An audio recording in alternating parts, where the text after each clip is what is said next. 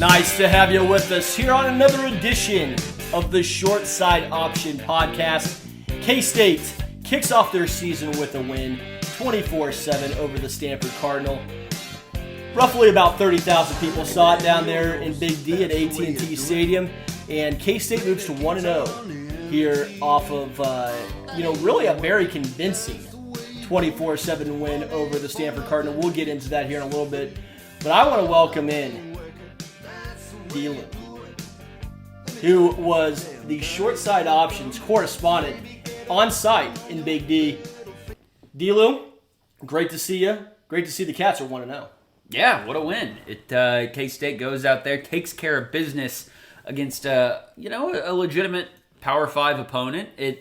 You and I called it last week. We didn't think Stanford was going to match up very well with K-State, and the game played out, like we'll talk about here in a little bit, kind of like we expected it to. K-State really just controlled the game wire to wire. It was not a stressful game, really, at any point, and K-State was just clearly the better team against an outmatched Stanford. That's how it appeared, on TV, of course, and I think K-State really got it together right off the first couple of drives. But before I want to get into the game, I kind of want to talk to you about your experience down there in Big D. What was the atmosphere like? Even on TV, it sounded somewhat loud. I mean, with it only being, 25, 30,000 folks there. But looked like to be, somewhat well-attended, typically more by maybe students. It looked like there was a good turnout there. Give me your thoughts. Well, it was they did a pretty good job of forcing the students all into one particular area. And so, and that area was packed to the gills, and it looked like a raucous environment. It looked like they were having a great time. Yeah, I think so. They were loud. As far as K-State goes, the rest of the stadium, I mean, it felt like it was about 60-70% empty in there, because there are complete halves of the stadium in the upper deck that are just totally bare. But in terms of the lower deck, at least on the K-State side where I was sitting, it was a pretty fun environment. I mean, there were it was mostly K-State fans. I mean, the vast majority of the people in that stadium were K-State fans. And so it was fun to just kind of dominate a neutral venue like that. And so in terms of the feel in the environment, it wasn't, playing a game at the Bill or being in an environment like the Cotton Bowl the last time K-State was there. But it was a neutral site game that felt like it was fairly loud for the number of people that were there, and it was fun. But a lot of that had to do with, how the game was going. Sure. But in terms of the payday and everything, it was a wise decision. Well, good deal. Well, it was a game that K-State took a stranglehold on, really pretty early. Forcing Stanford to punt early on. K-State drives it right down the field, gets inside the 30-yard line, and then, of course, Skylar Thompson throws that interception to Phillip Brooks. K-State forces a 3-and-out right after that, and then Phillip Brooks finds himself kind of here at the middle of the action. Blown coverage. Skylar's able to buy some time, find him, and sets up a 2-play touchdown drive for the Cats. I can't remember a game that was more encouraging for the offense the way that we started on Saturday. I mean, that first drive, our first 10 plays, K-State had over 130 yards of offense. Yeah. And so you're averaging 13 yards per play in the first 10. That's really impressive. I mean, I can't remember the last time K-State just had chunk play after chunk play like they did in those first two drives. I mean, the first play of the game, 17-yard run to Deuce Vaughn. 2 plays later, 22-yard pass to Phillip Brooks. The next play, K-State passes to Emerita Bebe for 16 yards. Then Joe Irvin gets on the action for a rush for 6 yards. Knowles a rush for 5 yards. Vaughn catches a pass for 6 yards. And then we have the interception. And then K-State eventually gets the ball back, and it's a 56-yard pass to Brooks. and like you mentioned, a 6-yard run to pay dirt by Thompson. I mean, that's just a great job by Courtney Messingham, knowing exactly how to get the game started off right. I mean, I don't know how strictly K-State scripts those first 2 possessions, but I would imagine, you have all off season to prepare for your first possession. You probably have an idea of what you want it to look like once you want to run. Absolutely. No question. K-State executed, aside from the errant pass by Thompson or screw up by Brooks, I've seen blame passed to both those people for the interception on the first drive, but otherwise pretty flawless first 2 drives there for K-State in terms of just doing exactly what it wants to and having success. Yeah, so after K-State gets on the board 7-0, both teams exchange punts, and then K-State gets their second touchdown of the day on a 59-yard run by Deuce Vaughn, who, on 3rd and 13, you probably don't expect Deuce Vaughn getting the ball on a little bit of a draw there, and he takes it, 59 yards for a touchdown. K-State ends up taking a 14-0 lead into the half after Stanford throws the interception as they are driving inside K-State territory. After that first half, you had to feel pretty comfortable, but you also had to feel like, only ahead 14-0, that K-State could be ahead by 3 or 4 scores in this game. And ultimately it did, get out to that 3-score lead here, shortly into the third quarter. But, really at the same time, K-State only had 2 scores, but seemingly very much in control in this game. Exactly right. And that's partly because, we felt like we left some points and some drives out there in the first half. Take the first drive, we already mentioned the interception after moving the ball 70 yards. That punt in the first half came with the pass to Imerdebebe over the middle that really could have been a touchdown if it was thrown on the nose. The one that was a little bit underthrown, and he would have had to make a pretty tough catch to get it. And then, so you feel like K-State left some points out there in the first half, but, I don't know whether I'm so conditioned to watching the Will Howard offense so much last year that you just felt like every first down was a gift. Every yard K-State gained last year felt a little like we're playing with, fool's gold a little bit here, because it's just by the grace of God we ever found the end zone last year with that. But in the first half on Saturday, it looked like the offense was running pretty sharp, in that the only times we weren't seeing a lot of success were with, particular individual plays where somebody screwed up, whether it's the interception or the pass over the middle to Imerdebebe. And then Deuce's long run on that 3rd and 13, what a call. Yeah, no, it was a great, it kind of reminded me in some ways almost of a throwback to a TCU game where we get that quarterback draw that hits big on a 3rd and long, maybe when they're not quite expecting it. This one was probably, a little bit unexpected in terms of, down and distance, of course, but, also too, it was kind of a point in the half where, K-State's, they're probably trying to play a little bit of field position, about 6 minutes left in the half. Want to, get the ball, punt it down to them after, I figured they'd take a shot, either with Knowles or Imerdebebe down the middle, trying to get some of that yardage back, because at this point, K-State has the ball at the 41-yard line. If you can get on the other side of the 50, you can kind of maybe think about going for it if you get 4th and 2, 4th and 3, somewhere around there. But they just take all 59 of them and march it in there for a touchdown. And we're going to kind of break down this, some of the nuances in the game. I just kind of want to roll through here. Both teams exchange punts, 2 straight punts. So 4 punts in a row to start the third quarter. Here's an important thing to note. Mr. Tate Winkle, 40-yard field goal to make it a 3-score game, early part of the fourth quarter, where at this point K-State's really has this thing well in hand, in cruise control. Stanford doesn't look like they're doing anything offensively to be able to score 3 times. And they haven't really necessarily shut down K-State's offense from being able to put together some drives. But I wanted to touch on the kicking game. I know we had talked about that in some previous episodes. I was a little nervous after seeing the first two extra points, though, go through the uprights. Nice high up on the net, too, I may add.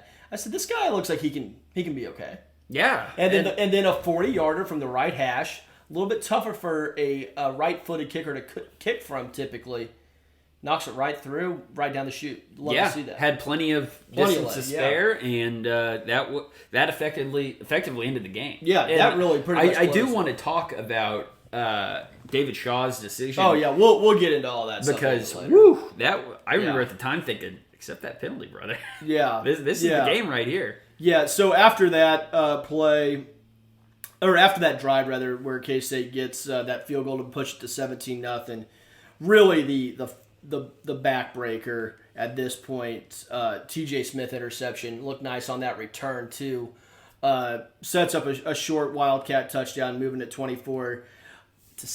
Stanford adds a late garbage time touchdown to get on the scoreboard, but man, I was really hoping for the shutout too. I was too. But 24-0 would be a pretty sweet score. Yeah. And 24-7, still a blowout in my mind, but not quite as sweet as blanking them. Would have been the first time Stanford was shut out in a game since 2006. Wow. But that has to be one of the nation's longer streaks, probably, if I was to guess. I mean, not maybe the longest, but one of the top, 10, 15, I would think. Well, it's a offense that's built on matriculating it down the field in the last, 15 years, and so you think they're going to get some points. But they were able to get on the scoreboard on Saturday and prevent the shutout.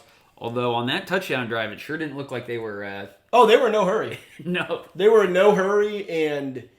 they were baking the play clock right down to single digits. Running the ball on 3rd and 3, 4th and 1. I mean, which is fine. You have to pick up the first down. I get that. But they were running the ball on first down. You need also 3 scores here. And to kick the extra point after, getting it down to you scoring your first touchdown, being down 24-6, still a 3-possession game, 3 touchdowns, 3 2-point conversions.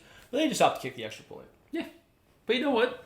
Might as well kick onside kick. Yeah, get the onside kick, see what can happen. But don't worry about maintaining a 3-score game. Yeah, some questionable stuff there, to say the least. So K-State, they rolled to this one pretty comfortably, 24-7. Now let's kind of get into some of the nuance of the game here and kind of, break down some things. I wrote down a couple of things that really stuck out to me. I'm going to start with Deuce Vaughn, right? Okay, sure. So this is a guy here, his line on the day, 124 yards rushing on 13 carries. His long of 59, really stands out there. When I look at what he did, even into the fourth quarter, as K-State was kind of just really run the ball, run out the clock, looked as good as ever. I mean, this is a guy that, you see that shiftiness. And for being a small guy, sometimes you wonder about his durability. But one thing you notice when you're watching him is he does such a great job of kind of minimizing that contact. And with being a smaller person, shorter person, not necessarily a smaller person, but he kind of eliminates the angles you have to really lay a big hit on him, just by being a little bit closer to the ground. And he just knows how to handle things really well in there. And he had a great game. I was a little bit surprised. I thought he would have a lot of success through the air. In getting him into some advantageous one-on-one matchups with some Stanford linebackers.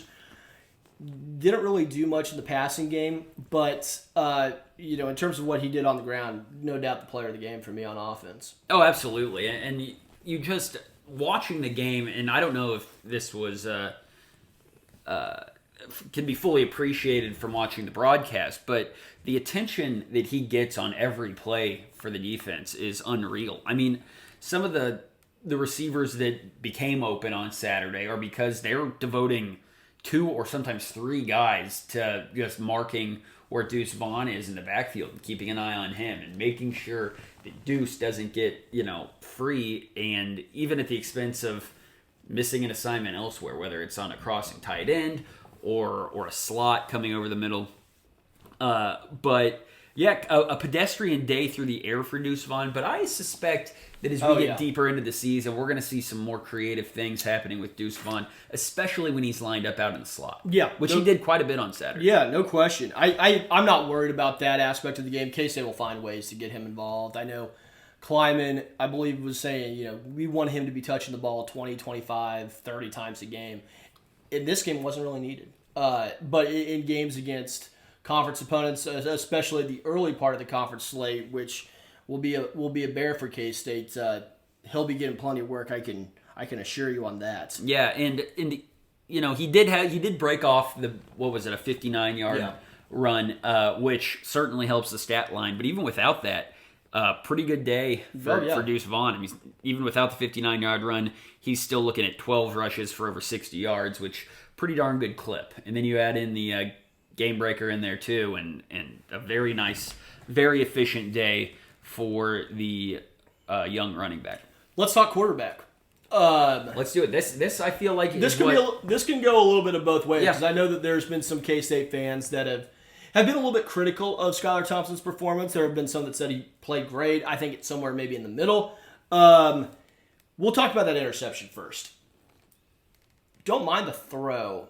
I don't really like the personnel necessarily in terms of with Phillip Brooks being a guy that you're throwing kind of a one-on-one jump ball to. Just kind of essentially what the play was, if I'm remembering correctly.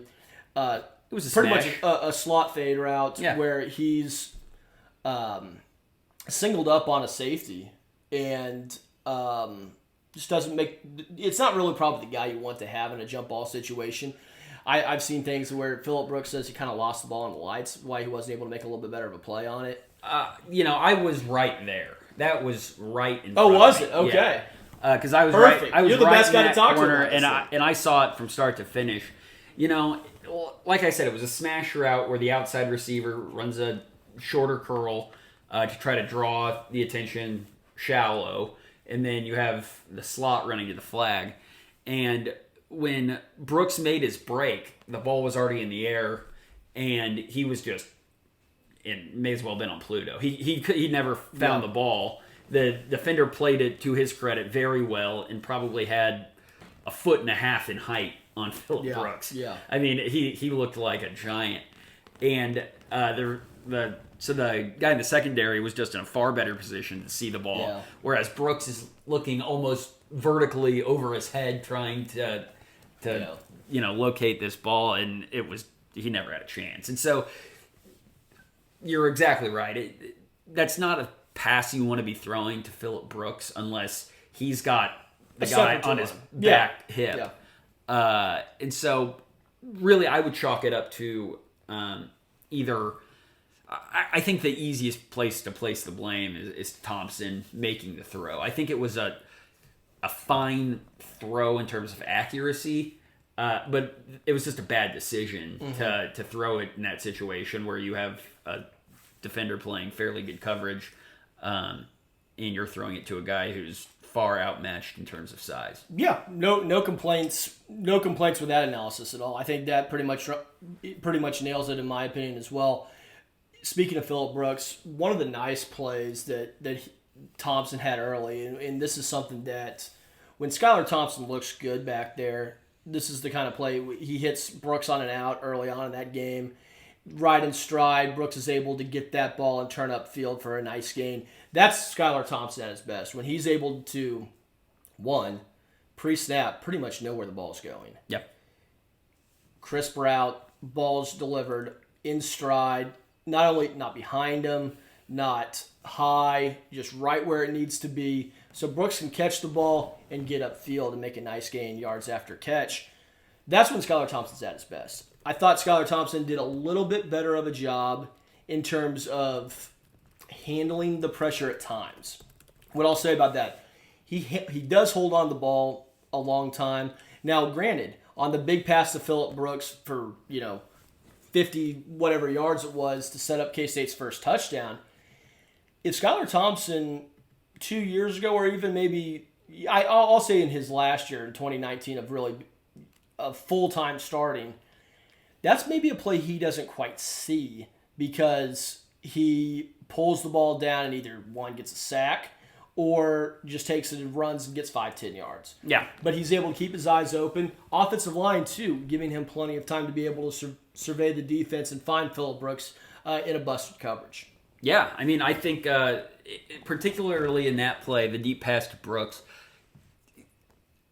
off the snap, he had 3 or 4 options downfield that were there. That had to have just been a busted coverage for Stanford because they weren't bringing much heat, and he had a host of options downfield, and so the whole, I'm 2 seconds after the snap, I'm thinking, throw it. It's anyone. Take your pick. Yeah. But his clock starts ticking a little bit, and he starts trying to find some more space, and he eventually found it and found Phillip Brooks downfield for a relatively easy pitch and catch that Brooks was able to just post up 30 yards downfield. But no, credit to Thompson for not making the knee-jerk decision to just tuck it and run for what would have been a fine, probably 10-15 yard gain, yeah. But taking what the defense is giving him, especially when they're giving him a pass that's going to be 50-plus yards and set up a relatively easy score. Yeah, so K-State caps off that possession with the Skylar Thompson 7-8 yard rushing touchdown. On that play where they ran the read option with Deuce, I think either one of them would have ran in for a touchdown. Stanford did not do a good job diagnosing that. I will say this. Yeah, Deuce would have run untouched too. Yeah, either one would have ran in for a touchdown. One thing I will say, K-State's red zone offense at times has been frustrating, to say the least. Settling for too many field goals, not punching in for touchdowns. I know we want to keep Skylar Thompson healthy. And I know with all, with all documents here in terms of, reports that Will Howard is able to be kind of that bruising goal line runner. I think the read option is K-State's best offense by far in the red zone. And I think the further you get along in this season, that's going to be K-State's bread and butter, down the option game down the red zone. And whether if it's Skylar Thompson or whether if it's, maybe getting Will Howard in there to break it up a little bit so Skylar doesn't maybe get subjected to so many hits, I think that's going to be K-State's bread and butter in the red zone all season long. I agree. I mean, I think that especially with the attention Deuce gets, that there are so many opportunities to punish defenses over pursuing and paying too much attention to Deuce. And if they don't, then you give to Deuce. I mean, and so it's truly a pick your poison. And in an area of the field where there's just not as much room to spread defenses out, which K-State will like to do between the 20s, that read option is just so deadly, and it's going to be really hard for Messingham and Kleiman to try to overprotect Thompson when that is so available. And so, they talked about it a little bit in the offseason. Well, we'd like to get Howard in there in the red zone. Does that make K-State too one-dimensional? Maybe, maybe not. Yeah. Does it bust up the pattern and get Skylar out of a rhythm or make it hard for Howard to get into a rhythm? Maybe so, but do whatever you can to keep the playbook as open as you can, especially inside the 20 when that read option becomes so deadly for K-State. Yeah, and quite frankly, I don't really like bringing a quarterback in just for the red zone or down inside the 5, down inside the 10, because I think you've seen some kind of – it's a tough position for, let's say in this case, Will Howard to get put into, coming off the bench cold, mishandling the snap. We've seen all those things happen before. But that's something to keep an eye on. I think it'll be interesting to see kind of how if that Will Howard package does come to fruition or not. But with the way things are going for K-State, hopefully that isn't necessarily needed. And hopefully Skylar Thompson's able to carry the load. Yeah, absolutely. And just getting back to Skylar's general performance, I've seen people be critical of him, and I got to say it's a little surprising, only because, man, this is for a first game of the year. It's about what I expected to see out of Skylar Thompson. I mean, he didn't make every throw. He missed a couple throws. Yeah. But that's going to happen. He's not going to be perfect. And you're not going to find very many quarterbacks in the conference who are going to make every single throw. Yeah. And so in terms of how he played on Saturday, I think he played fine. I think if he plays to that level, K-State's going to win plenty of games this year.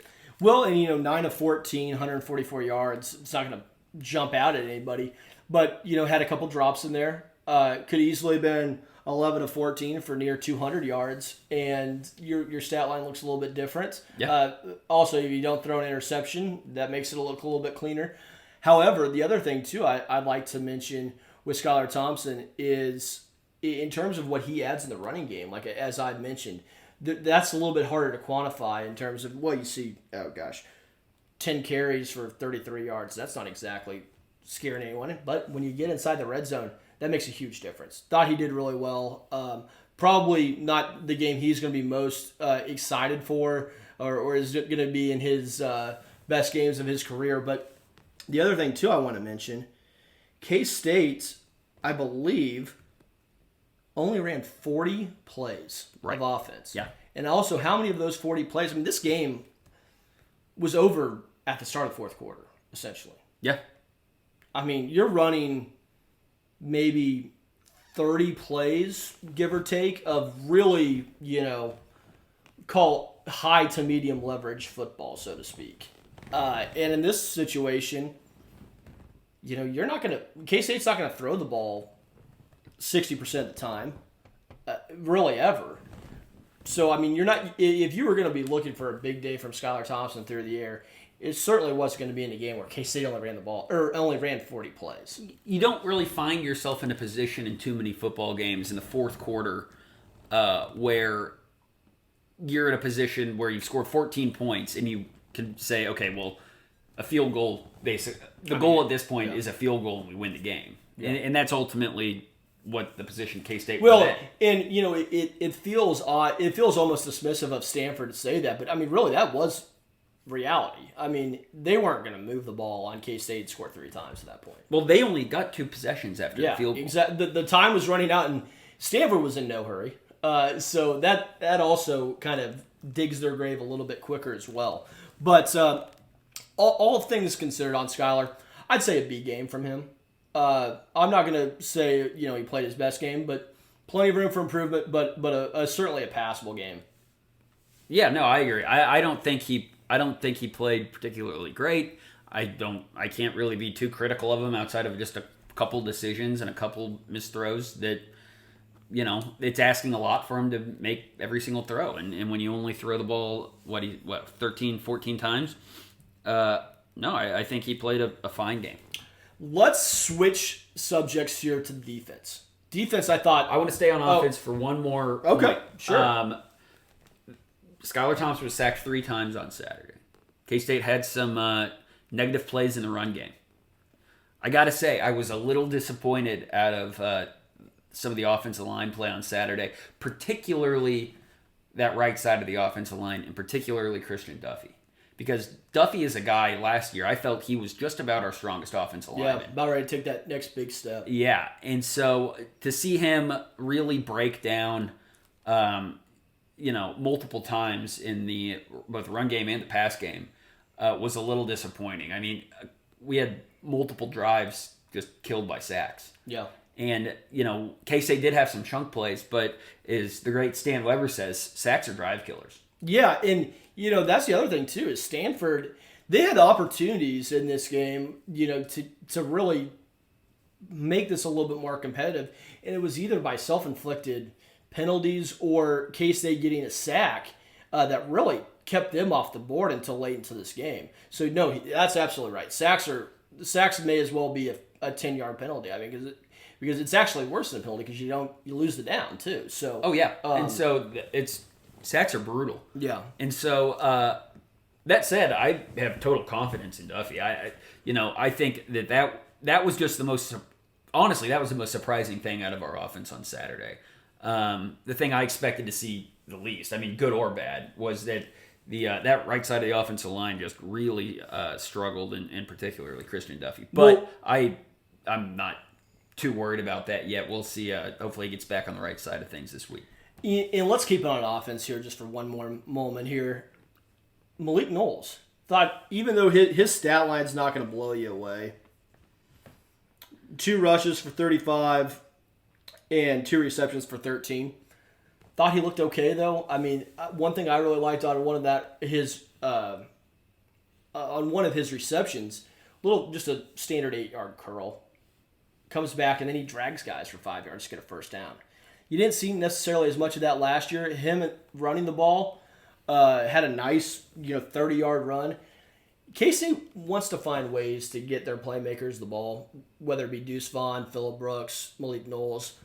You saw something from Malik Knowles, albeit in pretty limited opportunities, but I thought with those limited opportunities, he did okay with them. Yeah, I mean, K-State doesn't have too many mouths to feed in terms of weapons on offense this year. But, for only 40 plays, I thought Messingham spread the ball out pretty good. And the gives to Knowles either I believe he had one on a straight jet sweep and one where he actually motioned into the backfield to be in the running back spot, which I thought was a pretty interesting look and something I hadn't seen too much out of Messingham's offenses in the past, where he actually motion a wide receiver and becomes set in the backfield. But I thought Knowles had an encouraging game for him.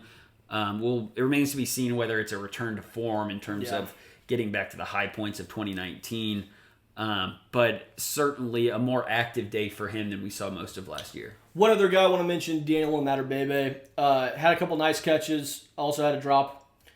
It is what it is. The drop, now remind me, Del, did he have 2 drops or just the one? It depends how you want to characterize the one downfield. The one on that seam route? Yeah. I'm not gonna hold his feet. Otherwise, the only bad drop he had was that crossing route that was a little more shallow that just bounced off his hands. Yeah. Drop that way. I wasn't gonna give him the one that Skylar underthrew a bit down the seam. Overall, I think he does have some serious, upside as a threat, more so than what I thought in terms of an upside from what Bradley Moore provided last year. Just a little bit more of explosive of an athlete. But, there was that one, play action rollout that Thompson hits him kind of on that, kind of just filling in back behind the safeties there. He's able to catch one of those passes, and he ran out of room on that one in terms of just not having much field to work with as the sideline was serving as an extra defender. But that's a guy that he can get rid of a guy that's tracking him behind, whether if it's with a stiff arm or just outrunning him, and he can go for a little bit. So I'm excited to see how Messingham continues to use him. Absolutely. And don't forget about Jabastin Taylor, who's supposedly going to play a lot of football this year for K-State. Apparently practicing at full speed. The coaches are just keeping him a bit on a leash, but he will certainly add another element to K-State's offense. And how about Keenan Garber getting in on some action? Didn't record any stats on Saturday, but K-State did use him in one spot to really stretch the field. Drew a pass interference on that play. A pass interference call that could have gone either way, I thought. Yeah. But it's interesting to see K-State use him, particularly as a deep threat, a guy to stretch the field and keep defenses honest. And I think using him in that role is smart because K-State needs somebody who can take the top off the defense and prevent them from just focusing too much attention on Deuce. Yeah. Well, let's turn our attention to the defense. I think they were really outside of Deuce Vaughn. I think you could say the defense was the story of the game. You could point to a couple different guys. The 2 guys I want to point to right now are Daniel Green and Cody Fletcher. Absolutely. 2 linebackers. Yeah. Let's start there. Yeah, how about it? Those are the guys that you and I have been the most critical of in the offseason and certainly the most worried about. I'm not quite ready to abandon those concerns quite yet, but I'm on notice that I might owe Cody Fletcher a big fat apology here before too long if he keeps playing like he did on Saturday. 8 tackles, a sack, 1.5 tackles for a loss. I thought he looked pretty good in space, but I have 0 complaints with our linebackers and how they played on Saturday. More than anything, too, and this is a comment for the whole defense, I thought they did a great job of tackling. Now, Stanford's not going to get you in as many situations to where you have to make a one-on-one tackle. But I thought K-State's defense did a great job of making those tackles when presented the opportunity. I was kind of going through and counting throughout the game. I don't think they had more than just 10 missed tackles, which you might say, well, that's not very good. 10 missed tackles, that seems like a lot. Well, when you look at some other teams, I mean, that's a very good rate. If you can get people on the ground, with less than 15 missed tackles in a game, that's good. Yes. And K-State did a good job of that. I would also have to say, too, in regards to just the tackling, I thought the secondary played well in terms of coming up in support on whether if it was bubble screens or just kind of those quick hitters. Yeah, T. Denson had one great one where he stopped him. Reading kind of what's in front of you and making a break on the ball and making a break on the play there before you can get blocked by the wide receiver. Thought the defense played great. Thought they swarmed the ball and really, gang tackled and did a great job there as well. If one guy was going to miss that tackle, there were 2 or 3 more right behind him. Yeah, I was impressed how K-State's defense flowed to the ball. And like you mentioned, Stanford's not a team that's not the most electric in terms of playmakers. But, hey, it's always important to contain and make sure that you have multiple guys ensuring that the tackle is made. And so credit to K-State for doing a lot of gang tackling on Saturday and really keeping the top on the defense and not letting any Stanford defenders get away from them downfield. Rush East with an interception in his first game as a Wildcats. The transfer from Louisville is going to be counted on to be a really important part of this defense, especially as one of the more experienced members. Not at K-State in terms of his experience, but in terms of just came from Louisville where he started the better part of 2 or 3 seasons. Is a guy that K-State is going to count on in the secondary as that last line of defense. Thought he played well in his Wildcat debut. And then TJ Smith mentioned his interception. Looked pretty good on that run back, too. Thought there might be a chance that he might take it all the way. But he looked good as well, flying around out there as well. He didn't have any of those signature hits that he had against Texas Tech. Maybe he's thinking, God, I don't want to overdo it here in week 1. I got a whole season to make it through. Yeah. I thought TJ played a great game, and although we didn't see the Mario Smith-esque head Mario Smith, that's another good compare. I had Jared Cooper, but I think that might be a better one. Well, he wasn't quite head hunting as much on Saturday, but getting the big turnover and the nice run back and setting up K-State's final touchdown was certainly a credit to him. Let's talk defensive line here. I think the defensive line, with what K-State fans may not have seen before from this Wildcat defense, really instituting more of a 3-3-5 look.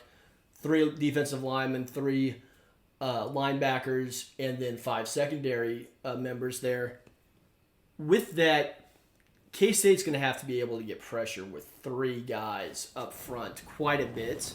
I don't know how often that's going to be a common theme necessarily throughout the season. I think K-State has the ability with maybe these multiple schemes to be able to mix and match towards the opponent. But a couple of guys that I thought showed out really well, Timmy Horn making his presence felt really pretty early on. What a plug. Yeah. I mean, what an absolute plug in the middle. I thought Timmy Horn played a great game.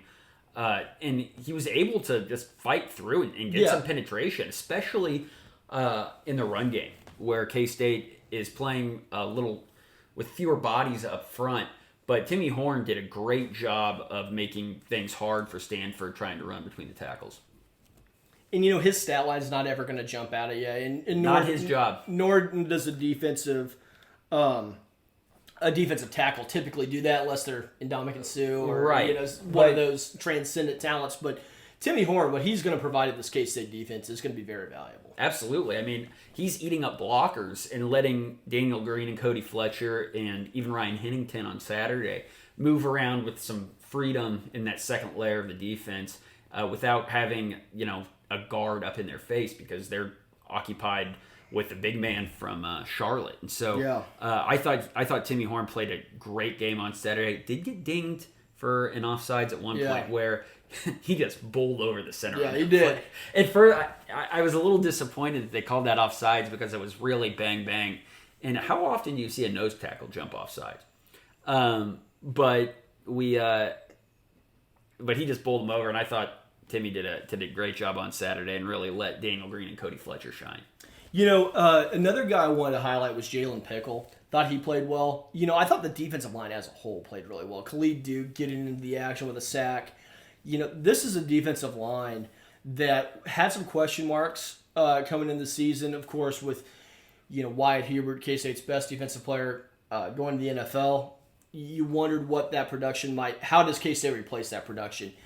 And, when we talked about this, we said if K-State's going to be able to replace this production, it's not going to be from one player. It's going to be from everyone kind of chipping in and doing their part. And you saw a little bit of that, I think, on Saturday. And I think that provides good, kind of a good roadmap for the rest of the season. Absolutely. Great cohesion from all three layers of K-State's secondary, or K-State's defense, rather. You talked a little bit about K-State trying to get pressure with three men, with a three-man front. And that's not always going to be the case when you run that 3-3-5. It presents a lot of opportunities for a fourth guy to come in, which makes it hard for the offensive line to figure out, okay, which one of these other guys is going to come.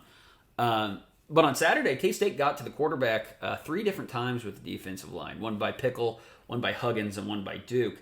And at least 2 of those in... I believe also Spencer Trussell got a sack, too, in there. Well, you may be right. You are right.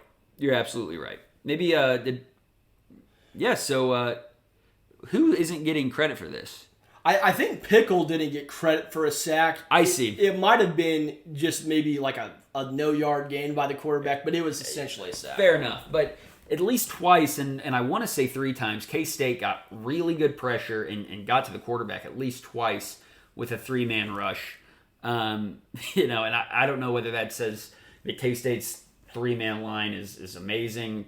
I think that's probably a testament to Stanford's offensive line just screwing up, because there's no reason that should happen twice in a game. Because it's 5 or 6 against 3 there. Right. And so, but in any event, credit to K-State's 3-man front for getting home twice and letting the secondary, do its job and prevent plays down the field and still keep the quarterback on a timer. Well, anything else you want to add on the defense? Yeah, I was surprised to see Ross Elder get so much time in there relative to Jerron McPherson. I know you had the snap counts up there. Yeah, I did. I believe it said that McPherson only got 20 plays while Elder got 37 on the field. And I was really surprised to see that kind of a disparity between those two guys. And maybe it's something to do with the 3-3-5 look. Maybe it's something to... I don't know. Maybe McPherson a little dinged. That's kind of what I'm gathering from what I'm hearing and reading, is that McPherson's not quite there yet in terms of just being fully healthy. But I mean, obviously, being a team captain, being one of K-State's more experienced players, he'll be out there, right? In plenty, and you'd expect to see those snap counts flipped, and you'd also see probably a little bit diminished in terms of Elder, and then more in terms of McPherson as well. But all things considered, I have to be honest with you. I think this is K-State's. We talked about this going into the game. This season opener was huge for K-State.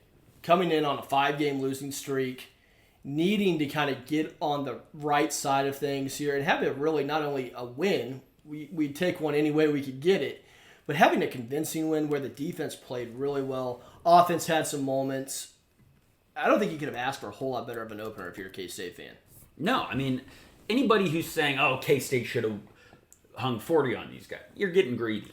It would have been almost impossible to score 40 points with just how limited of opportunities we were. Right, and so that's why, take the blowout win over a Power 5 opponent in the first game and run. Yeah. Because how many times have we seen K-State come out and lay an egg in that first game and be left wondering where the season was going? Yeah. I mean, whether it's Vanderbilt, whether it's South Dakota, whether it's Arkansas State. I mean, that's in the last 5 or 6 years. Yeah. You can set your watch to it almost that K-State's going to come out with a lackluster performance in the first game.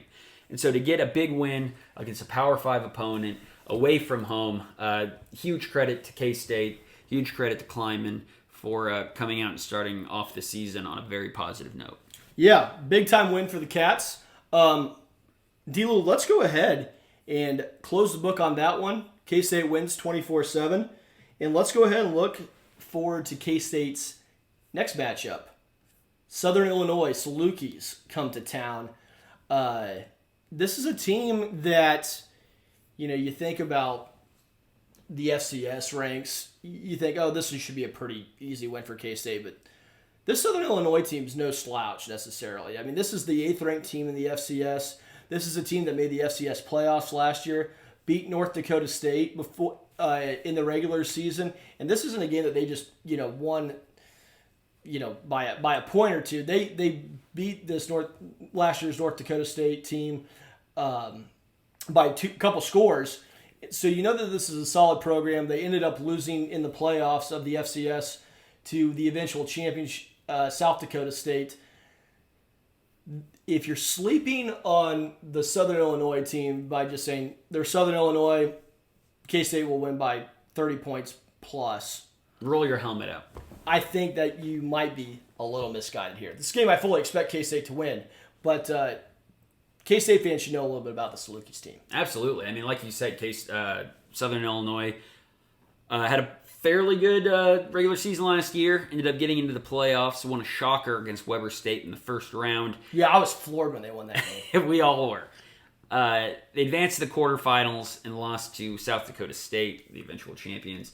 And, close game, too. Yeah, absolutely. And this 2021 fall edition of Southern Illinois returns 10 starters on both the offensive and defensive side of the ball that made it a fairly good run into the playoffs. And so there's some experience coming back. Yeah, a lot of experience. A number of all MVC, all conference players on both sides of the ball.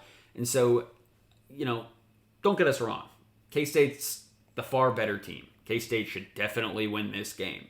But Southern Illinois is nothing to shake a stick at. They're not one of these FCS teams that actually really sucks. They're like an FCS team that's actually pretty good. Yeah, they are pretty good. They're not a powerhouse juggernaut North Dakota State team, but they got some good pieces and they return a lot on both sides. Well, and there's been some FCS teams. K-State fans know about. What would that have been? 8 years ago now, North Dakota State comes in and beats us.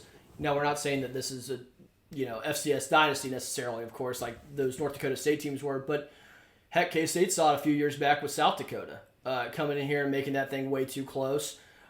Even in college football around the nation last week, Montana going into Seattle and upsetting a top 20 Washington team. I think maybe with those results, and obviously with Kleiman's experience at the FCS level, this is a game that K-State will be geared up for, and they'll know they won't overlook their competition. I'd be shocked if they did. Yeah, and people can say, well, look at Arkansas State last year. Yeah, that's true, but no spring football, a little bit abridged fall. Yeah. I mean, a little bit of a different circumstance there. So I think Southern Illinois should have the full attention of Kleiman in the actual players. Well, let's go ahead and take a look here a little bit in terms of what Southern Illinois likes to do. With Stanford, you're going to get, what you were kind of getting with them. Physical, they want to run the ball. K-State really did a great job against that running game. I mean, when I look here at the stats in that game, Stanford ran the ball, if my computer cooperates with me, I believe it was under 3 yards a carry. Yeah. Pretty darn good. It's not cooperating with me, but I know K-State did well against that running game. For the Cardinal, Southern Illinois, on the other hand, they want to throw the ball. Yeah. They want to throw the ball, and then they want to throw the ball a little bit more after that. Nick Baker, their starting quarterback, last week against Southeast Missouri, 25 of 34 for 460 yards, 4 touchdowns and 1 interception on the first play of the Southern Illinois offense in that game against of the season. Yeah, first play of the season for the Southern Illinois offense.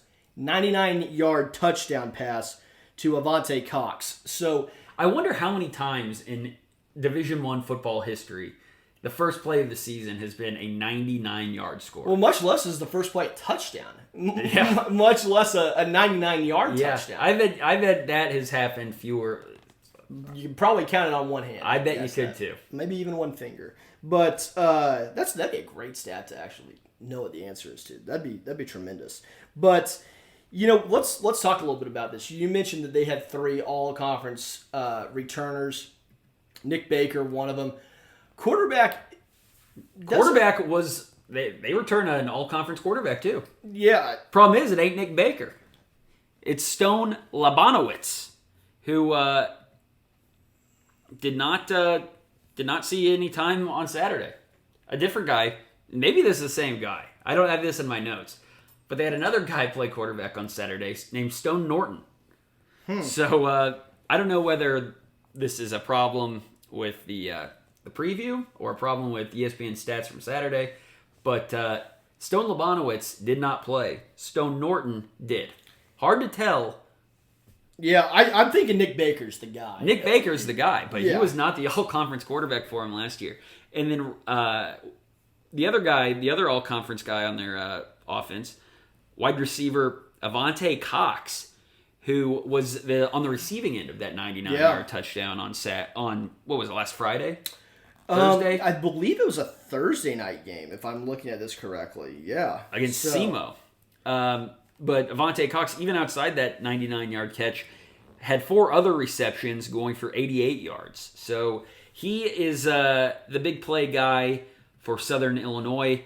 He is a 5'10", 170-pound junior from Rochester, Illinois.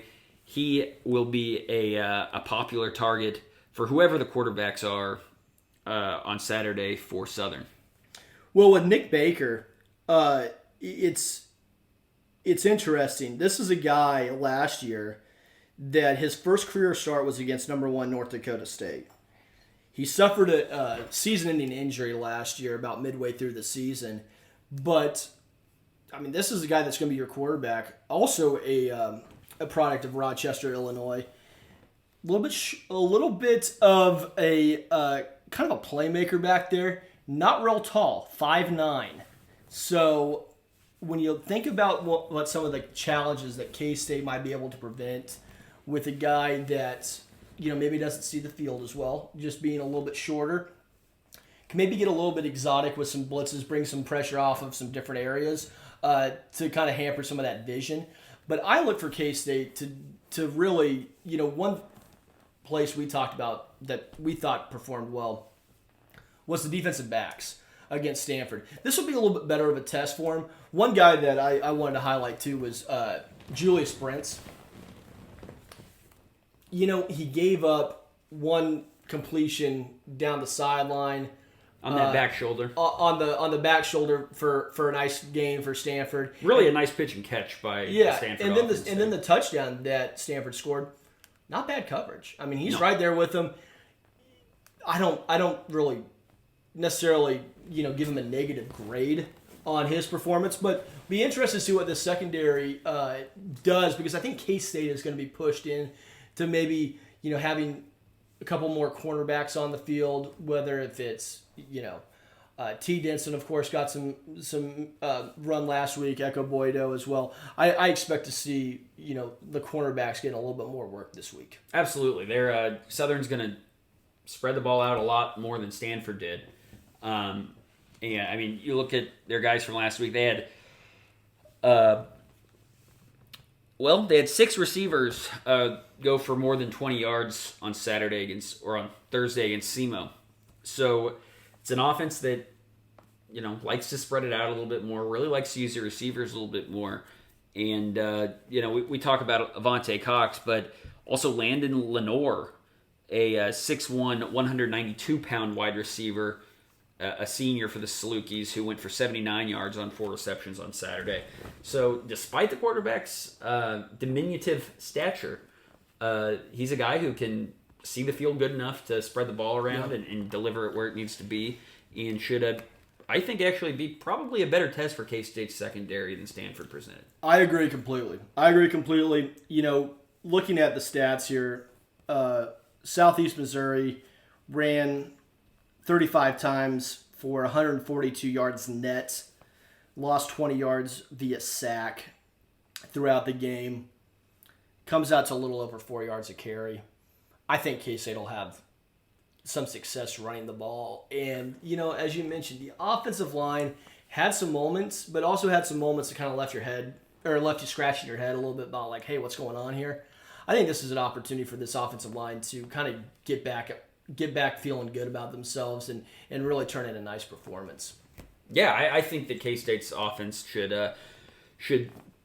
do a pretty good job, and especially in the running game. I think it's a little bit of a departure from what Stanford's reputation is in terms of kind of a defense that's going to be very physical and try to stonewall you and take away what K-State wants to do on the ground. I think that Southern Illinois will have a much harder time with that. And if there was a game where K-State's offensive line can really get back on track to the extent they weren't on track in the first game, I think this Southern Illinois defense is just what the doctor ordered. Credit to Southern Illinois. They scored 47 points in this game, a 47-21 win over Southeast Missouri.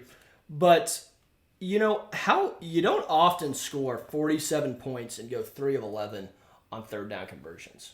Yeah. So that's a testament that this Southern Illinois team, they prefer not to get into third downs. They'll just try to, rack it up on you. Now, I think obviously a huge step up in terms of competition for the Salukis, but this is Southern Illinois' really kind of their big chance here this season, at least in the regular season portion of their schedule.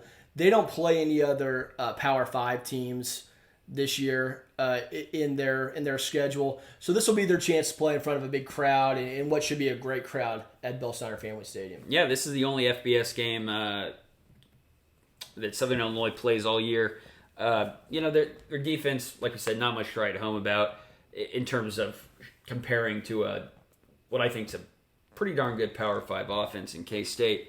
They do have a couple guys, Jordan Berner, a good DN, safety Qua Brown, and cornerback James Caesar were all first team Missouri Valley last year. And before we get too far away from this Southern offense, I do want to mention their running backs because these are two big old dogs that they have carrying the football for them. Javon Williams Jr., the third Missouri Valley first team all-conference guy last year, 6'2", 245. So he's a load. That's a load back there. And if you watch the Southern SEMO highlights from last Thursday, and I'm sure you will. I'm sure everyone has. Yeah. I'm sure they've been pouring over him. You look at this guy carrying the ball, and he looks like a freight train. I mean, this guy makes Daniel Thomas look a little, a little hungry in terms of... Yeah. So 245, I mean, you throw his pads on there, he's weighing about 260 nearly, yeah. After all that stuff. Had a pretty crummy day rushing the football against SEMO, though. 11 carries for 29 yards. The other guy that they have is no slouch himself in the size department. He's Justin Strong, who had a little better day carrying the football against SEMO. 11 carries for 61 yards, but I'm sure we'll see both of those guys get some carries. But Justin Strong, 6 foot, 215 pounds. And so the discrepancy between the running backs for Southern and the guys like Joe Irvin and Deuce Vaughn for K-State, who typically get most of the carries out of the backfield, at least against Stanford. Two very different shapes in terms of running backs. Well, it'll be interesting to see how K-State, what K-State does against this passing offense of Southern Illinois. It does make you a little bit eager to see what K-State's able to do. What we think is really probably the strength of this defense is that secondary. This should be a good test for them. Much better than they probably faced against Stanford, as we mentioned. So, well, and don't forget, though, Stanford had opportunities downfield. They did. And, as bad as their quarterbacks played, I think they were like something like 15 for like 19 throwing the ball, which isn't really, the ball's not hitting the ground all that often. Now, a couple of those went to the wrong team, but, at the same point. Well, that's a testament to the K-State doing a good job tackling and minimizing. I mean, it didn't really feel like K-State was playing a bend but don't break on Saturday, but ultimately that's what it turned out to be. Yeah. Well, let's go ahead. Anything else you want to add on Southern? No. I think I have an idea. Let's go ahead. Give our prediction. Dlew, I'll let you get first crack at it. Yeah, I think K-State is going to have a lot of success doing really what it wants to on offense. And I think that Southern will provide a little bit better of a test for K-State defensively in terms of really putting it to the secondary and making them work a little harder than Stanford made them work on Saturday in Dallas. And so that said, I think K-State's a far better team. I think K-State, I'm not worried about this game in terms of winning or losing. I think K-State can, so long as they stay focused and don't have any monumental screw-ups, I think K-State wins this game comfortably. I think a final score to me looks something in the range of 38-13. Kansas State on top. Okay. You and me see this one pretty similarly. I'm going to go K-State 41, Southern Illinois 17. I see K-State being able to really do what they want offensively in this game. Southern Illinois is going to have some opportunities to throw the ball around here for a couple of reasons. One, that's what they like to do. And also, two, I expect K-State to be in firm control in this game where Southern Illinois is going to have to be playing catch-up. So they're going to be airing the ball out quite a bit. With that being said, I think this is a game K-State really gets whatever they want on the ground. I expect a big game from Deuce Vaughn. I expect a big game from the other running backs, whether if it's Deuce, or well, not only if it's Deuce Vaughn, but Joe Irvin, Jacardia Wright getting in the mix. Both of them got some playing time last week with Joe Irvin and Jacardia spelling Deuce at times. At the end of the day, K-State too good, too physical. I think they have no problem here, and they rolled to a 41-17 win. Yeah, I would expect K-State to have at least 250 yards on the ground on Saturday, and I think that Jacardia and Irvin will combine for, I would guess, 125. In the two games that K-State's played in 2019 that were kind of against poor competition, we'll call it, Nicholls State and Bowling Green, K-State wasted no time. I mean, they put that cow out to pasture pretty quick. Yeah. And I expect kind of the same MO from K-State on Saturday, which is the way it should be. You don't want to have to be playing this game until midway through the third quarter, and it's a one-score game, which certainly a possibility, but we see K-State having little to no problem in this one. Yeah, the thing I'm most interested to watch on Saturday is, again, to see whether Cody Fletcher and Daniel Green, whether what we saw on Saturday was the real deal, whether they could continue that impressive level of play they had against Stanford, and especially where I want to see them, and I think they'll have the opportunity, is to get out in space and cover passes in the middle of the field. Yeah, and Southern Illinois will get their running backs involved a little bit in the passing game, so that will provide us a test. But I'm glad you brought up Daniel Green. He's going to be suspended for the first half due to the targeting late in that game. So someone to keep an eye on for K-State fans when you might be scratching your head saying, hey, why isn't Daniel Green out there? He played really well last week coming in the first half. But due to the targeting that he was ejected for in the second half of that game, he will not be able to play in the first half against Southern Illinois. So he will be missed. He will be missed, but he will return with a vengeance in the second half. That's right. He'll be ready to pop around and get some heads knocking. So that wraps it up here for the Stanford review and Southern Illinois preview. After a quick break, we'll come back where Dlew will highlight another in the long list of Wildcat legends, and we'll answer listener questions in our Ask the Icon segment. Stay with us. Welcome back to this week's edition of the Short Side Option Podcast. You're listening to Dlew and the Icon as we get into a segment that we like to call This Week's Wildcat Legend. And Icon, this week's Wildcat Legend hails from Edwardsville, Illinois. He was a towering, mammoth offensive lineman who played for both the legend and K-State's current head coach, Chris Kleiman. He attended Western Illinois initially out of high school. Do you know who it is? Probably gives it away at this point. I'd like to have you continue giving me some hints if I could. He's the son of David and Pamela Kaltmeyer. How about now? It's got to be Nick Kaltmeyer. Yeah. Yep. Got to be. Majored in electrical engineering. That gave it away. That was a little too revealing. I thought the Western Illinois transfer probably helped out too. Yes, of course, it's Nick Kaltmeyer, the big-time offensive lineman who played mostly reserve during his first 2 years in Manhattan, before becoming a starter as a senior in 2019. Although in 2017, he played in every game.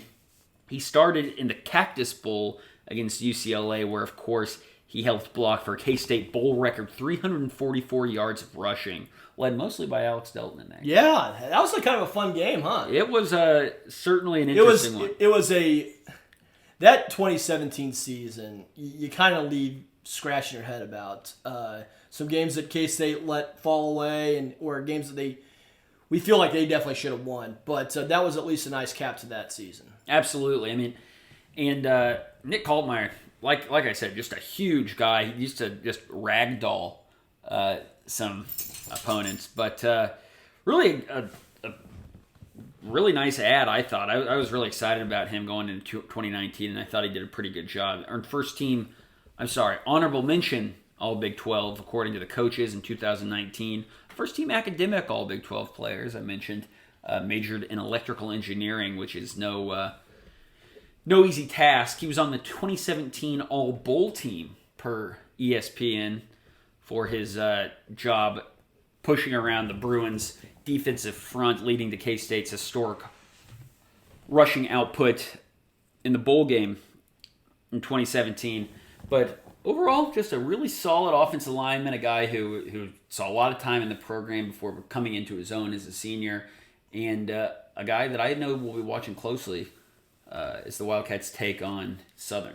Yeah, I'm glad you brought up Nick Kaltmeyer, because this is a guy that transferred up. You didn't see that as often. Just a short 4 years ago with him getting into the mix there, but a guy that really grew within the program, as you said, and really became a big piece of that 8-win 2019 team.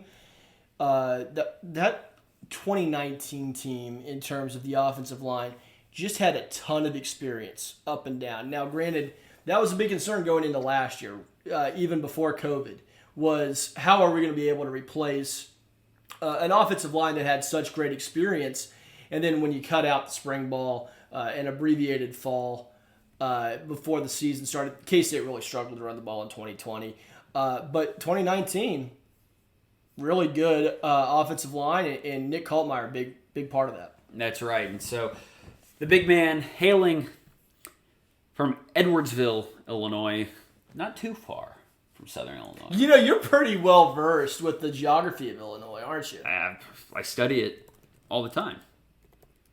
So yeah, I know I know Illinois very well. You know it like the back of your hand. Now, where is Edwardsville exactly as it relates, to Illinois? It's just outside St. Louis. So St. Louis suburb. So it's only, across the state, really, from Southern Illinois. Well, I guess it's not too far. Just right down south. Yeah, I mean, it's not across the state, but not quite next door, but a little farther down the Mississippi River. Gotcha. Yeah, but it's for that reason, for the close-to-home game that Nick Kaltmeyer will watch on Saturday. It's for that reason that we all love him. It's for that reason that he is this week's Wildcat legend. Now, listeners, we're going to get into our final segment on this week's edition of the Short Side Option Podcast. This is a segment we like to call Ask the Icon, where listeners of the Short Side Option Podcast can, of course, submit their questions to the Short Side Option's very own Chris the Icon Sorg via Twitter. You can do that by tweeting them at us at TSSO_podcast, or by hop in a choo-choo train. Yeah. Head right on down to Union Station, not too far from here. I have office hours there from 2 to 4, Tuesdays and Thursdays. Yeah, catch the Icon at his office hours, and you'll be able to just ask him in person. Yeah. Say, Icon, here I am. Here I am. Just got off the Amtrak from over in St. Louis, coming through. Just thought I'd come and ask you a question real quick if I could. What do you got for him? And ICON will, of course, say, okay, you can present your question. We'll read it on the podcast next week and get y'all settled there. Or if you have our phone number, you can text it to us like our first listener did. Listener Boston. He says, Mr. Icon, KSU's first 10 plays of the season went for a combined 134 yards on 2 drives, including the interception by Thompson. Do you believe this success can be attributed to good scripting by the KSU coaching staff or a combination of other factors? Yeah, I think it really what it is that scripting. I think K-State, knew what they wanted to do. I mean, and also, too, when you have the whole off season to kind of prepare for this game, and I think it wasn't just lost on fans. Obviously, the fans knew the importance of this game, getting off to a great start here to kind of avenge what leaves a sour taste in a lot of K-State fans' mouths from the 2020 season. But to get right back on a good track here in 2021, wanting to come out strong offensively, sometimes this K-State offense just kind of putters around a little bit through the first couple drives of the game. Not the case on Saturday. K-State got right after it. Big credit to Courtney Messingham and staff getting a good game plan together, and I think they saw some things that they wanted to attack right off the bat, and I think that's a big part to why K-State experienced so much success on those first 2 drives. You kind of said that like Stan Weber there. That's what I was going for. You like that? Yeah. I'm going to try to kind of work some Stanisms into the podcast from here on out. What do you think of that? Yeah, I like it. On those first 2 drives. that was definitely Stan. I'm glad you picked up on it because I was kind of doing that with a little bit of a smile on my face as I was doing it. But that's quintessential Stan right Yeah, there. we love Stan. We love him. I'm going to start doing that off the air and just trying to work that into some of my regular conversations or arguments. I like it. Our second question comes from Twitter. It's from Tyler. Now, did Boston have anything else? I thought you said he had 2 questions there, or did I mishear you?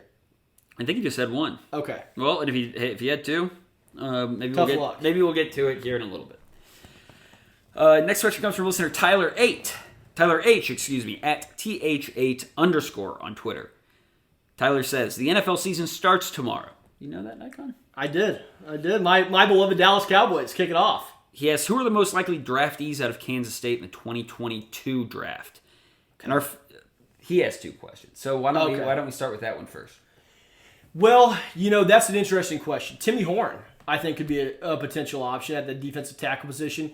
Julius Brents has that prototypical NFL boundary corner size that you like, coming in at 6'3", long arms. I think that's a guy. Offensively, you think Brent's as early as 2022? The reason why I say that is there have been some folks who either on the message board or just folks that are around the program that are very high on his talent that he might only be here for 1 year. That's a little bit of more of a projection in terms of if he plays well enough this year, then maybe he is able to test the waters and go to the next level.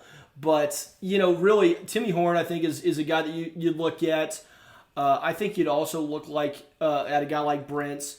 In terms of on the offensive side of the ball, nothing really jumps out to me. I don't know if Skylar Thompson's really an NFL draft target. I don't know if Malik Knowles would do enough to be able to be on the scouts big boards to be able to be drafted. I think that those 2 guys on the defensive side of the ball, if you put a gun in my head, that's where I'd be looking at.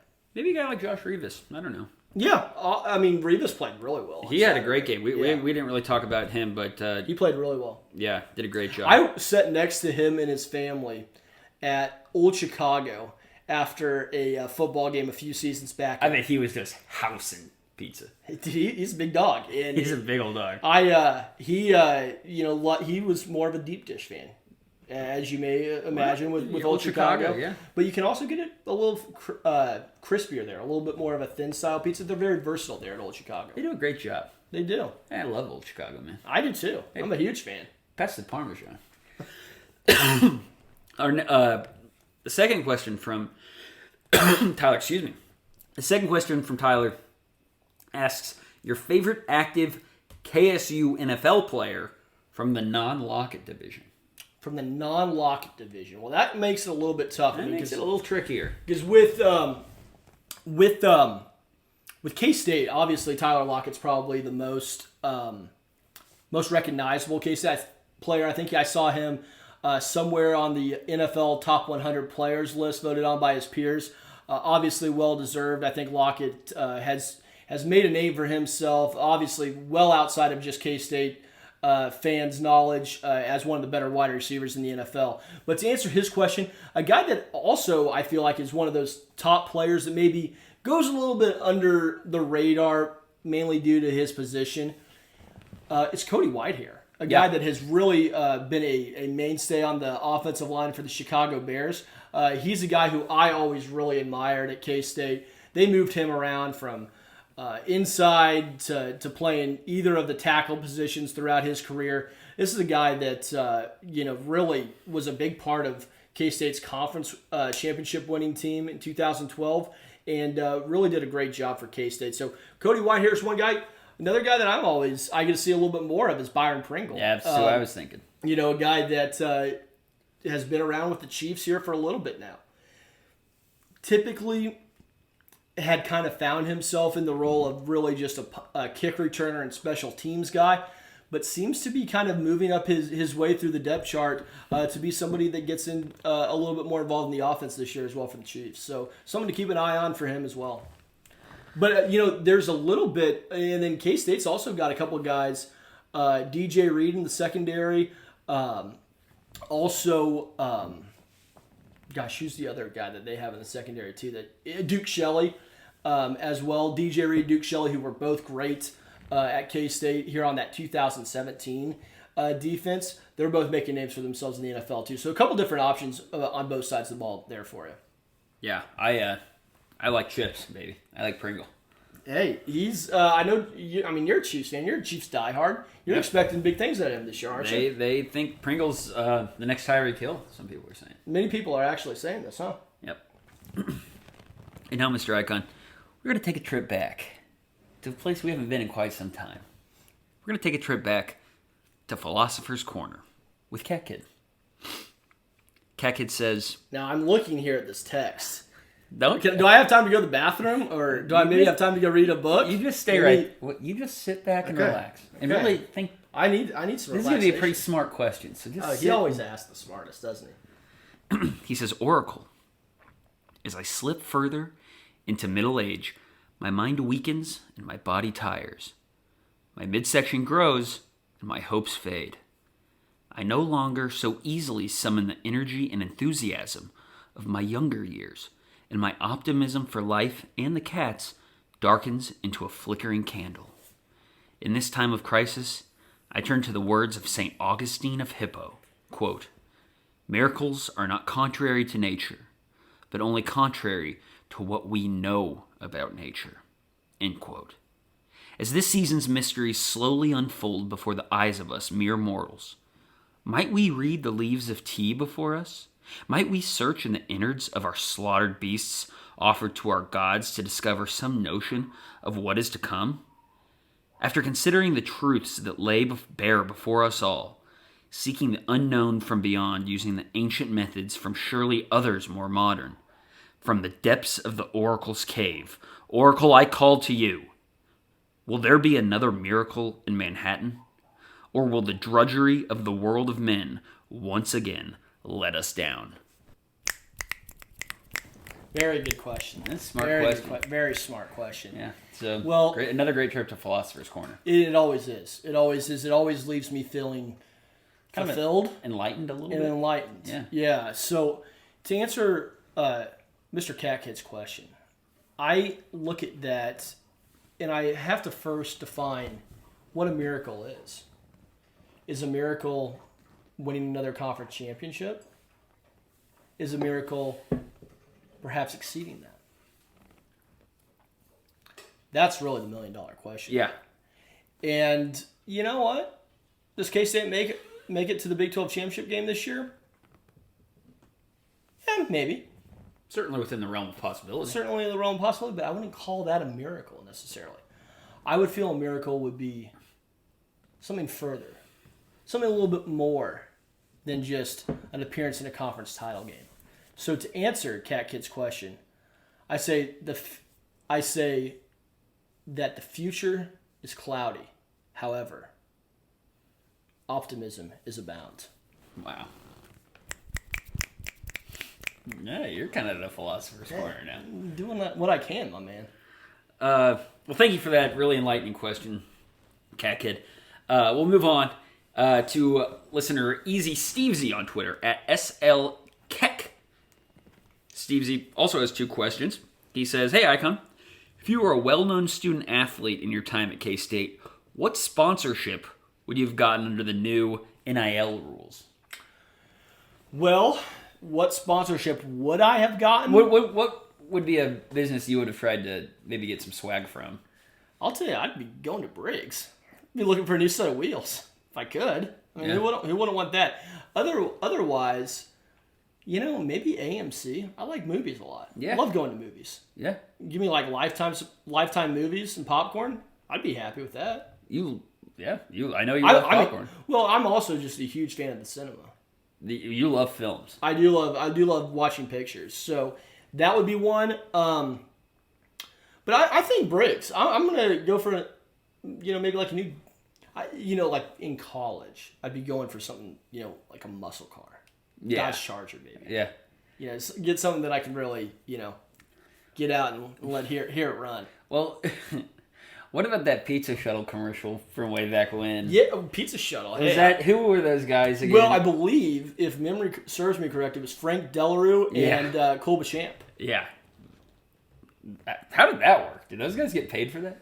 I'm sure they're getting their money in arrears here. I'm sure they are just now cashing in on that windfall. For me, hey, give me So Long Saloon, man. Yeah, tough to beat that. Pass the black bean.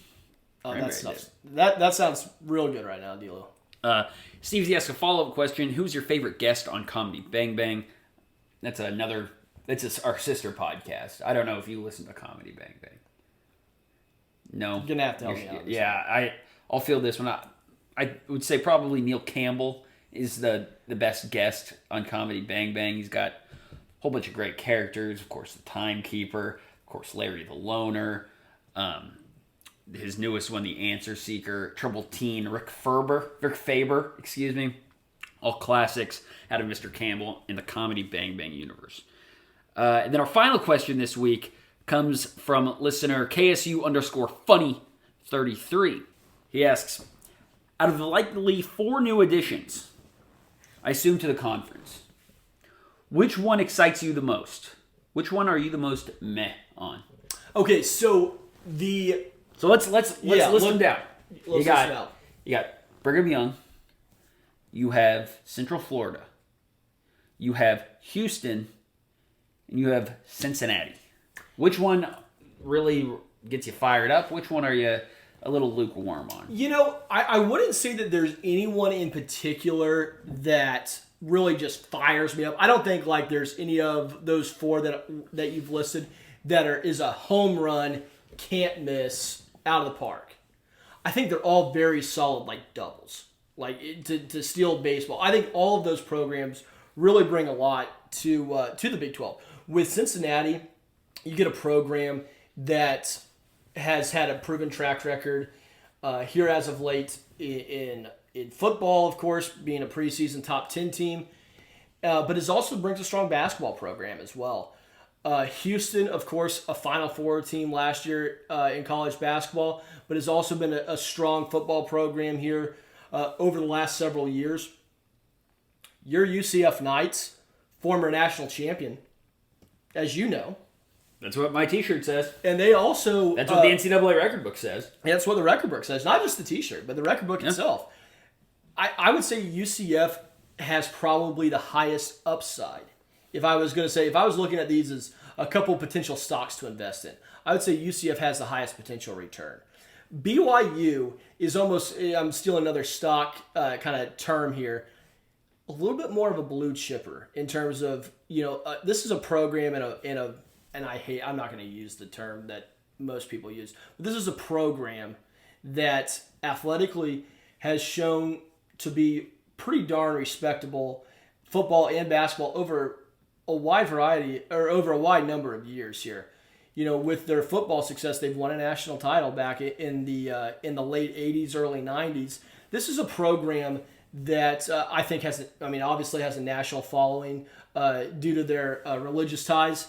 I think that all of these programs bring something to the table. In terms of one that I would say I guess I'm most looking forward to welcoming into the Big 12, it might be UCF, actually. I think they have a great ability to have, once you get in, that extra money that you're going to be getting as a member of the Big 12.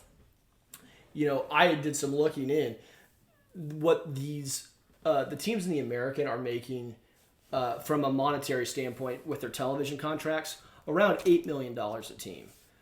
Projected in the Big 12, that's going to jump up nearly to $20-25 million based upon estimates. With K-State having played UCF too as well, in my lifetime, it's a program that I've seen in person. They bring a different type of geographic region to the conference with you getting into Florida. So I'll be interested to see what kind of options that adds to the mix as well. But also too, in terms of UCF, you also add a program that has some track record too in basketball. Been a decent basketball program in the American as well. I know all of which conference realignment is gearing towards football. But I think in terms of when you look at what the Big 12 added, you're adding not only just good football programs, but strong athletic programs as well. Yeah, for me, it's UCF. Yeah. I really like their program. I think they've been really fun to watch grow over the last decade. And you look at what they did, just here recently. They lose Scott Frost, goes to Nebraska. They bring in Josh Heupel. He goes off to Tennessee. Now they bring in Gus Malzahn. And I'll tell you what, if you look at the last season's coaching carousel, in terms of the cachet that somebody might bring with a hire, Gus Malzahn is probably the biggest one out there on the board nearly. And this is a guy that coached in a national championship game, has been the only really coach in the SEC that has beat Nick Saban over a number of years. I think that he'll do well at UCF, and I think he'll probably be back in the SEC here before too long, or at a little bit more higher profile job. But you know what? UCF's looking at this saying, like, hey, now with this extra revenue that we're going to be getting from the Big 12 and from an expanded TV deal, this is going to allow us to pump more money into that football program. And you know what? Maybe we can keep Gus Malzahn and keep him happy here in Orlando, or we're going to be very well positioned to go out and find the next head coach because they've had a great track record of being able to go out and find those. For a program that's only existed for a little over 40 years, it's been very impressive to watch UCF ascend to really the pinnacle of the G5 status and now becoming a member of a Power 5 conference, along with Cincinnati and Houston, who's had a lot of success over the last 20 years at various points, and BYU, just an extremely storied tradition football-wise, and a program that K-State has a little bit of history with on the basketball court, too, and on the football field. Yeah, so, absolutely. I'm very excited for all four of these. I think, that fourth slot, whether it's Houston, whether it's Memphis, whether I've even seen some people looking for Boise State, even Colorado State. I think Houston is a fine pick for that fourth one. And those are the four teams that I've seen with the most that seem to be the most sought after of the American and other group of five teams. And I think Houston, from a standpoint of, with Houston being the third largest city in the United States, that's a big deal in that city. Too. So I think getting into the East Texas market a little bit and into Houston, I think will bode well for the Big 12. Yeah, and also give a chance to elevate some of these programs into becoming, really upper echelon Power 5 teams potentially. There's no reason I don't think that Houston shouldn't be able to actually surpass a program like Texas Tech to the extent they haven't already, but or UCF to become the next great football program in Florida to the extent they aren't already a better program than Florida State or Miami or something like that. And so I think that giving them the opportunity to really have a new influx of cash into the program, play more opponents with cachet on a week in and week out basis. I think it gives them an opportunity too to really ascend up the tiers of college football and help elevate the Big 12 along with their programs. Yeah, and Cincinnati's another program too. They've been over the last 20 years a very solid football program. Like I said, all of these programs I think are great fits for the Big 12, and quite frankly, you kind of step back and you look at why didn't we expand a little bit earlier? These options were available in the past. Now, granted, the reason why we didn't expand is because Texas and OU would have put a stop to that. But at the same point, better late than never, and I'm excited to see what takes place in conference realignment. I'm glad the Big 12 is being more proactive now than in years past. Yeah, absolutely. And that wraps up our questions this week for Ask the Icon. Icon, any final thoughts to share with our listeners? No real final thoughts really to share from a question perspective, but I did want to get your thoughts on some things. Ask Dlew. Let's start it up. We have a podcast. The Icon can submit their question to Dlew right now. Yeah, and I'm going to do so just by talking to you, no writing a note with a quill pen like I've done before. No writing it and putting it in a bottle and throwing it into the ocean. Nope. Just going to tell it to you right here. We've had 1 week. Well, I'm not going to count week 0. We've had 1 full week of college football. Big 12 got through it pretty good, 9-1. Only loss being West Virginia to Maryland. Anything stick out in your mind throughout the Big 12, or even if you want to expand it out to the rest of the country? Anything that caught your eye here in the first week of college football? Well, my focus is almost exclusive to the Big 12 beyond the disaster that the Pac-12 North saw on Saturday. We can swing around there real quick. Oregon didn't look impressive. Washington actually lost. USC struggling a little bit with a rising San Jose State program. Washington State, I don't remember exactly what they did, but I think it was less than what you want to see out of the Cougars. So a lot of struggles in the Pac-12 North, and it's anybody's guess what that's going to look like at the end of the year. But Oregon struggling with Fresno State, probably in the driver's seat unless Washington can get it figured out. In the Big 12, you take a swing around the conference. You got to assume Oklahoma, that was a blip on Oklahoma's radar, that they'll right to ship, and that close call against Tulane. I mean, I want to preface this by saying everything looks weird in week 1. If you go back and look at week 1 last year, Mike Leach was going to revolutionize the SEC. Yeah. And all these different things. But, Oklahoma State, I thought, was one of the sneaky oddities of the Big 12 so far. Oklahoma and Texas caught everyone's attention with their performances. Texas, of course, getting a really solid win against Louisiana. But you look at Oklahoma State really kind of struggling with Missouri State. Of course, Spencer Sanders didn't play in that game, but based on Spencer Sanders' performance in the the back half of last year and even against K-State, you wonder what kind of a difference that he actually makes for that team.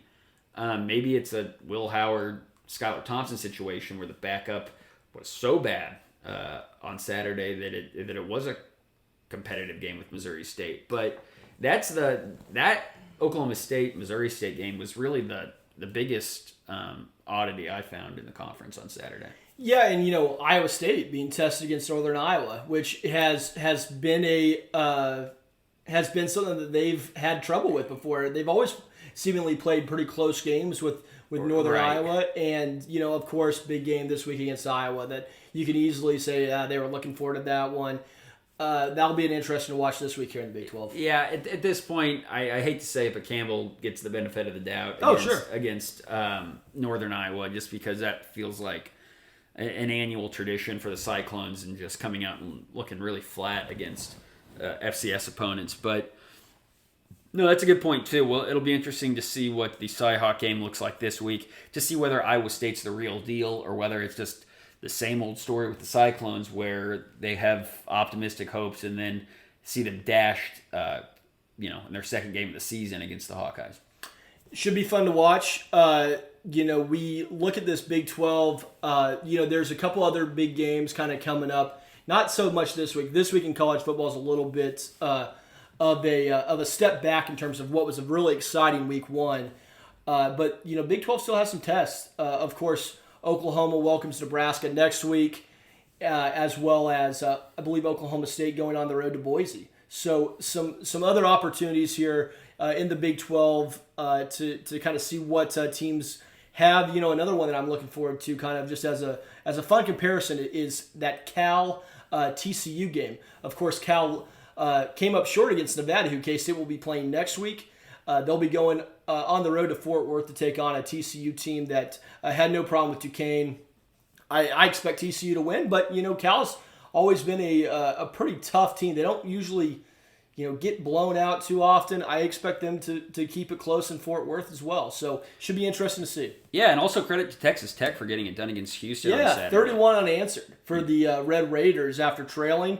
And really having a nice, impressive win. Matt Wells needed one. Yeah, that I saw some people commenting after the game that was the game to decide which coach was going to get fired, because Holgorsen obviously hasn't had a storybook time at Houston, and Matt Wells, of course, struggling over at Texas Tech in his first 2 years.